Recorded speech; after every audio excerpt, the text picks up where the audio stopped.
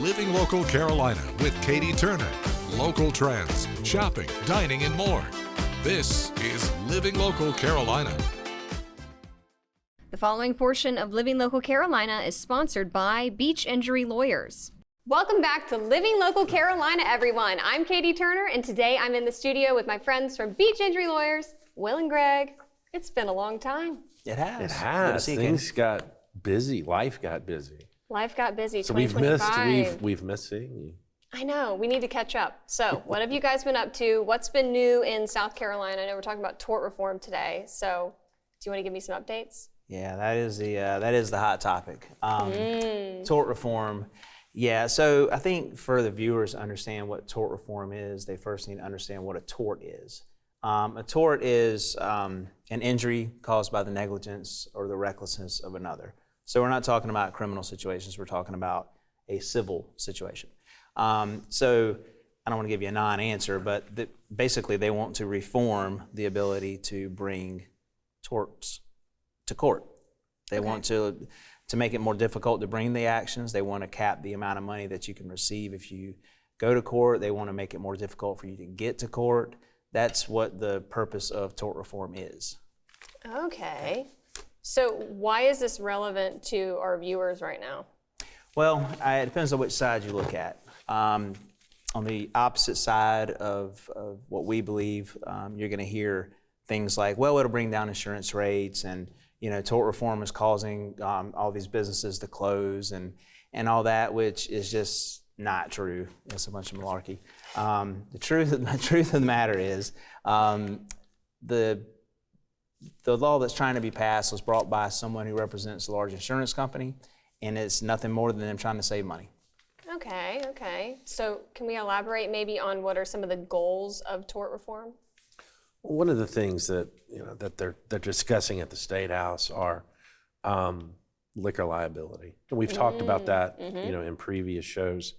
But there's suddenly this huge issue with liquor liability, and it's putting businesses out of, or bars and restaurants out of business, due to the high cost of insurance. The problem is, statistically, you can't put them together. Basically, the insurance companies are jacking up rates, and that's really what the problem is the insurance. The big insurance companies are just trying to make more money. Now, there are no lawsuits against bars and restaurants unless something happens. And what would happen is they're over-serving a customer. And they should know that they're over-serving the customer. If you give somebody a beer or two, you're not responsible. But if you over-serve someone, if they are visibly intoxicated and you continue to serve them, well, that's a tort, and it's not only a tort for the driver that is behind the wheel that's been drinking, but it's also a tort from the bar or the restaurant for over-serving. I think the last time we talked about the girl in Charleston, the bride who was killed tragically. Had she not been able to recover from the bars that had overserved her clearly, I think her blood alcohol level was 3 or 4 times the legal limit, she would have been limited to whatever she had on the golf cart, which was like $25,000. I mean, we forget that we forget the reality of it is this doesn't happen that often. Yeah. And when it does, it's tragic. You hear all the time about frivolous lawsuits. We need to stem the tide of frivolous lawsuits, which, there are frivolous lawsuits filed, but the system already deals with those. There are rules that lawyers have to follow, and if someone brings a frivolous lawsuit, then the judge can kick it out. I would prefer to settle cases without going to court for the client's sake. So yesterday I mediated a case. The gentleman had $20,000 in medical bills. The insurance company offered $15,000.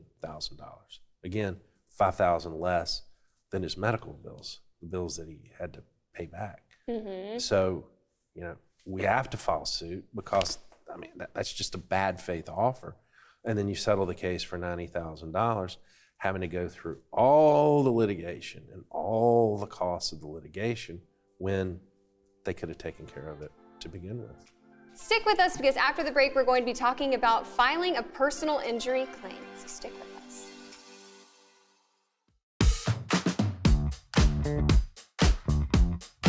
Welcome back to Living Local Carolina. I've been talking with the Beach Injury Lawyers about tort reform, and now we're going to be talking a little bit more about filing a personal injury claim and why this is important to our viewers. Sure. So you have a constitutional right to file an injury claim.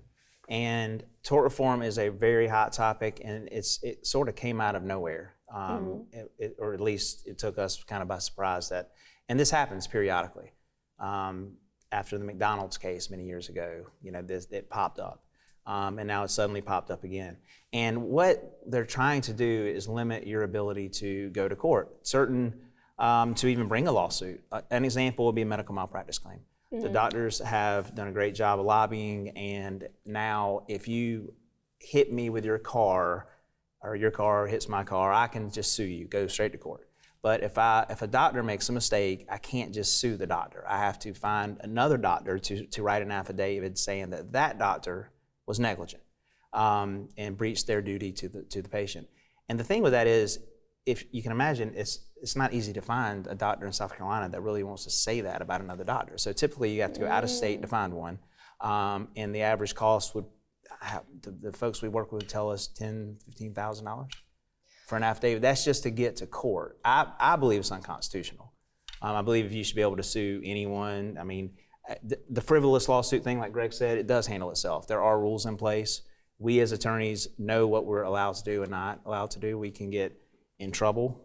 We can get financially in trouble. We can get in trouble by the bar. So there are already things in place. The tort reform folks are trying to create a fear, is what it seems to us, that we don't believe really exists if you look at the numbers. Well, yeah, no, I mean, I worked at the state senate back in the late 80s and early 90s, and even back then, tort reform was always an issue that would come up. And but again, it's big insurance companies, big business. They start thumping their chests, saying, fire, fire, when there really is no fire. The system is not broken, despite what the people debating in Columbia would say. It's not a broken system at all. I've been doing it since 1996, and I don't see it, and I haven't seen it. All of the dangers and the things that are being discussed and used to get people upset. It's just not an issue. Just take Florida, for instance. Florida went to a no-fault system a number of years back, and it was because your insurance rates are way too high, and the no-fault was going to save people money, and it was part of tort reform. Yet Florida has the 5th highest insurance rates in the country now. So again, there's just not a problem, not that I see. Well, let me ask you this. I don't know if this is taboo, but whenever you have somebody that wants to seek your help, do you ever tell them maybe it's not a good idea? Yes. Okay. All the time. Yeah. So you're not just taking every single case and saying let's run with it. No. Okay. If it's something that we don't feel should be brought to that level, I think our duty is to say, look, contact the South Carolina Bar. We give them a referral number, and they can get a second opinion. But if our opinion is no, we turn down cases all the time. I mean, real solutions to the problem, like example, the bars. Better training. There's tiered systems. There are bars that stay open all night that serve till 3, 4 in the morning, and they way overserve people. And then there's a small, little tiny restaurant that serves a couple glasses of wine. Should they be paying the same rates? No, but that's up to the insurance companies. That's up to underwriters to figure those things out. That's not the problem. The problem is not what they're making it out to be. The problem is all financial, and they're just trying to save money. Going back to your point, we probably take, yesterday I think I took 4 calls. We talk to everybody, by the way. If you call, even if it's not something we do, we're still going to talk to you. But, I think there were 4 people that I spoke with yesterday, and we didn't take and we didn't take those claims.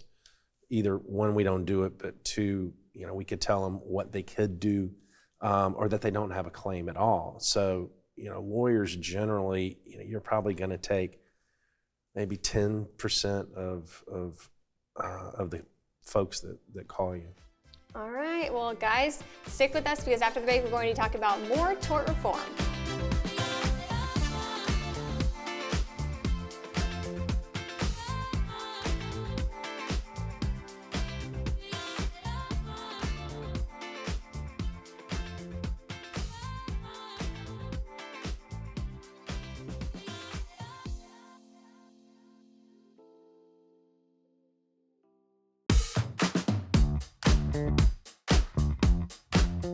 Welcome back to Living Local Carolina. We've been talking about tort reform, and we have a very famous and specific example. This has been a hot topic, no pun intended.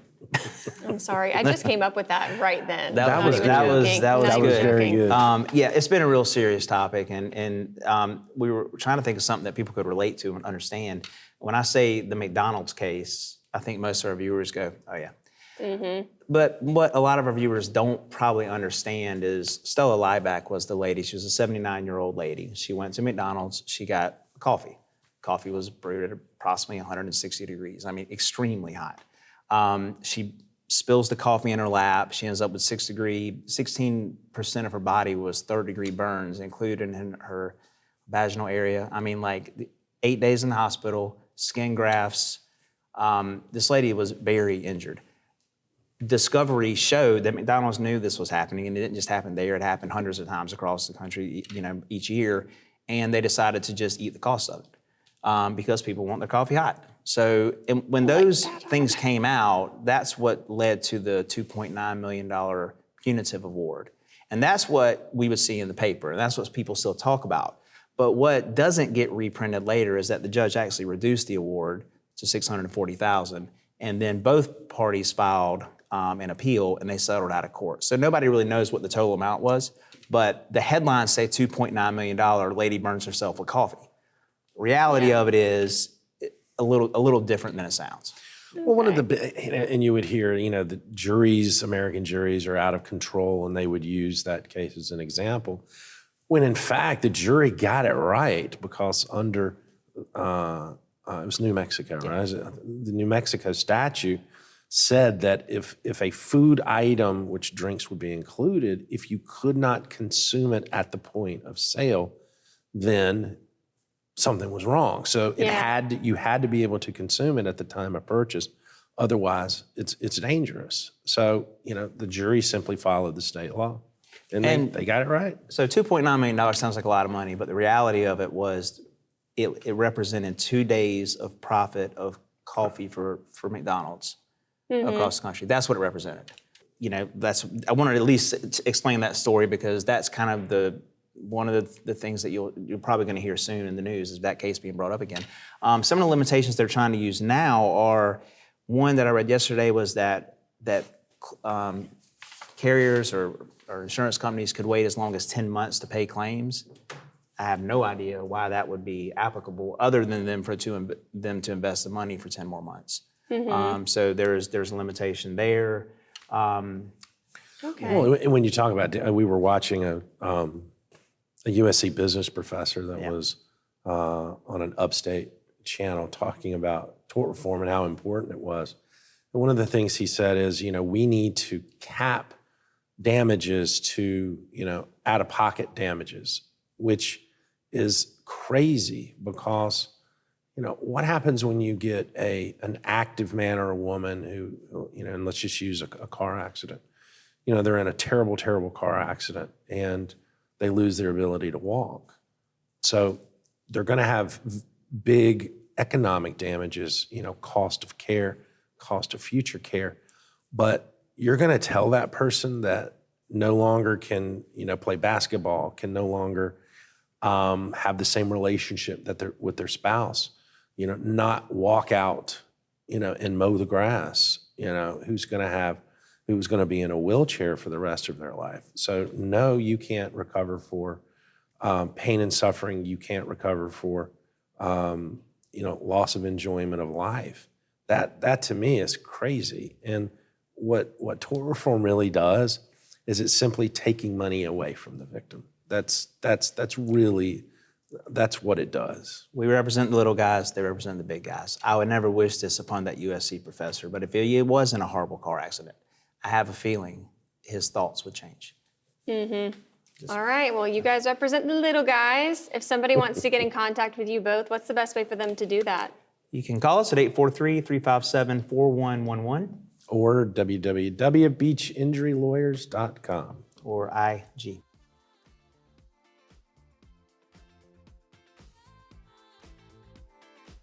The preceding portion of Living Local Carolina is sponsored by Beach Injury Lawyers.